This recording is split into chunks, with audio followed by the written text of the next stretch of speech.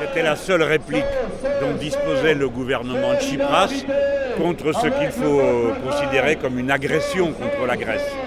En réalité, jamais la Grèce n'aurait dû être dans cette situation, puisqu'elle doit 1,5 milliard au FMI et qu'elle dispose de 1,9 milliard à la Banque centrale européenne. Par conséquent, on voit que c'est de propos délibérés que le gouvernement allemand et l'Eurogroupe a provoqué une crise. Que faire? S'il se laisse enfermer dans l'Eurogroupe, il a perdu. Il cherche donc à s'appuyer sur le peuple grec. Et je lui donne raison. Je ferai de même. Maintenant, on voit bien que si le non l'emporte, il faudra bien que viennent à la raison tous les autres. Car qui peut provoquer de propos délibérés la banqueroute de la Grèce? Je vous signale que ça coûtera 60 milliards aux Allemands et 40 aux Français. Donc c'est absurde. Vous vous rendez compte de l'énormité d'une crise pour 1,5 milliard? On a déjà donné 7 milliards à l'Ukraine contre rien du tout. Et le 1,5 milliard existe dans la caisse de la Banque centrale européenne. Voilà.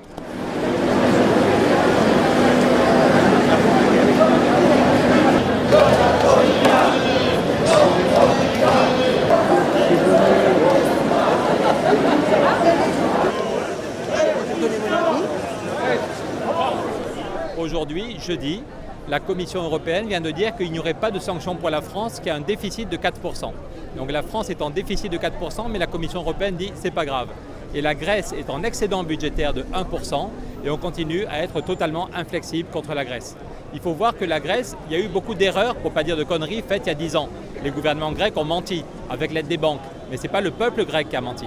Ce sont les gouvernements de l'époque, c'est pas pour rien. La manipulation avec Goldman Sachs? Tout à fait, ils ont menti, ils ont été incapables de mettre en place une vraie fiscalité, ils ont toujours favorisé les plus riches, ils ont laissé faire l'évasion fiscale, donc oui, il y a besoin de réformes en Grèce.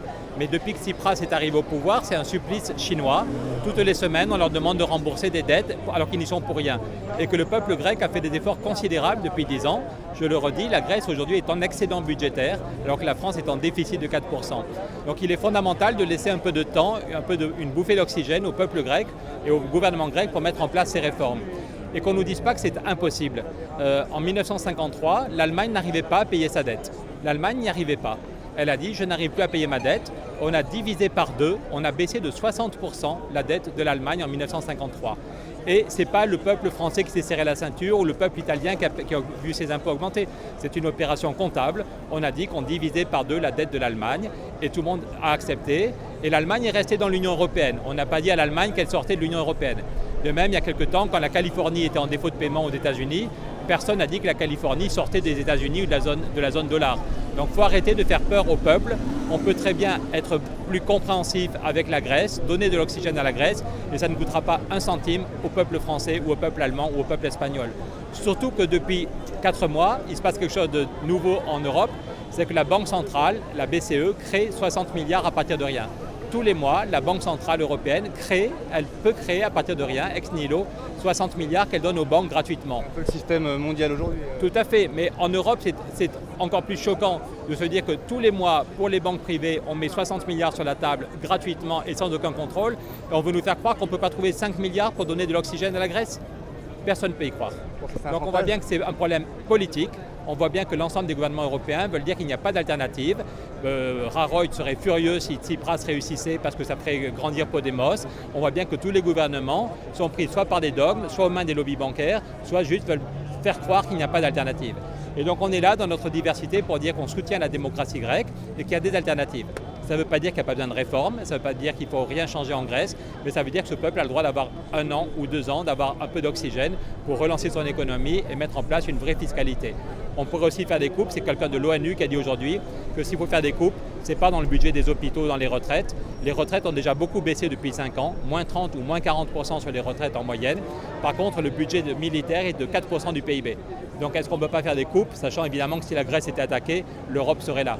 Donc s'il y a des économies à faire, c'est plutôt sur le budget militaire que sur le budget des hôpitaux ou des services publics. Et c'est choquant de voir que le FMI exige de choisir les réformes. Par exemple, une des mesures proposées de Tsipras pour baisser les déficits, c'est d'augmenter les impôts sur les entreprises qui font plus de 500 000 € de bénéfices. Mais le FMI a refusé. Donc pour le FMI, c'est bien d'augmenter la TVA sur les médicaments, mais ce n'est pas bien d'augmenter les impôts sur les entreprises qui font plus de 500 000 € de bénéfices. C'est vraiment choquant. C'est vraiment choquant. Donc il faut dire que le peuple grec, malgré tout ce qu'il a souffert depuis 10 ans, a choisi de rester en Europe et a choisi de donner le pouvoir à un parti vraiment européen et vraiment démocratique. Le parti nazi n'a fait que 4% aux dernières élections. Donc si on voulait, il faut continuer à aider le peuple grec et à faire vivre la démocratie en Grèce et ailleurs.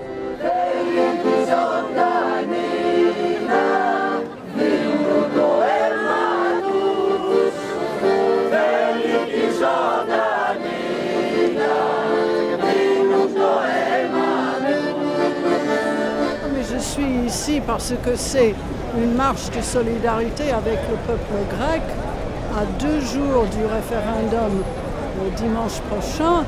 Et c'est aussi, c'est pas seulement pour les Grecs, c'est aussi contre cette version-là de l'Europe que nous avons. Parce que je suis profondément choquée par le comportement de la Troïka, choquée, pas surprise. Mais je trouve que les Européens font tout pour qu'il n'y ait pas de succès pour Syriza, pour que ce soit impossible que Syriza réussisse. Eux, ils disent que c'est Syriza qui empêche les négociations.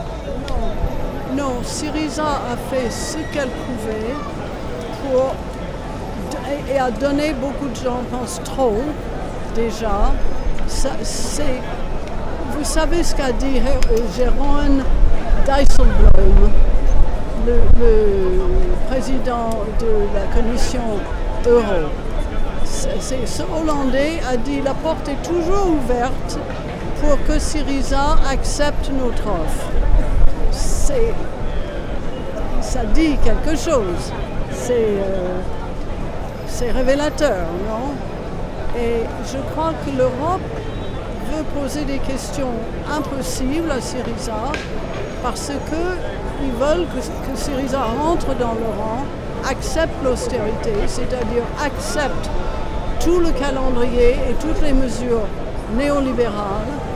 Et cela veut dire que la Grèce reste dans la récession et la dépression pendant des années encore, avec des conséquences sociales qui seront encore pires qu'aujourd'hui. Et donc, je pense que le moindre des choses, c'était de venir marcher aujourd'hui avec les camarades qui partagent ces idées. Parce que nous sommes devant vraiment une tyrannie, une quasi-tyrannie en Europe qui a décidé, c'est les Allemands d'abord, mais les Français sont des petits caniches à côté, qui a décidé que Syriza ne doit pas réussir et que c'est l'ordolibéralisme qui doit vaincre, et ceci à n'importe quel prix. Alors ce sont des apprentis sorciers parce qu'ils peuvent commencer à détricoter l'euro, à détricoter l'Europe. Il y aura de plus en plus de gens qui seront dégoûtés et je pense que personne ne peut prévoir l'avenir. C'est vraiment, nous sommes dans un moment de grand danger. Est-ce que vous pensez qu'on peut changer l'Europe de l'intérieur ? C'est ce que nous essayons de faire tous les jours. À TAC, dans différents partis politiques, parce que toutes les personnes qui sont ici cherchent à changer l'Europe de l'intérieur.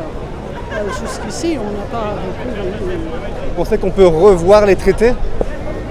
Ah non, je ne suis pas pour partir. Je suis pour essayer de soutenir les Syriza, les Podemos, les partis qui seront élus par leur peuple et soutenir ce qui est de plus à gauche et puis essayer d'injecter des idées de vraie gauche dans les gouvernements et les pousser, bien sûr. Je suis non violente, je ne veux pas de révolution, je ne veux pas de massacre. Et c'est possible de changer l'Europe de l'intérieur, seulement il faudrait en France par exemple que la gauche soit unie, que les citoyens se réunissent, se rassemblent. Comme ça on peut déplacer tous les gens qui sont des néolibéraux et ça comprend maintenant malheureusement François Hollande.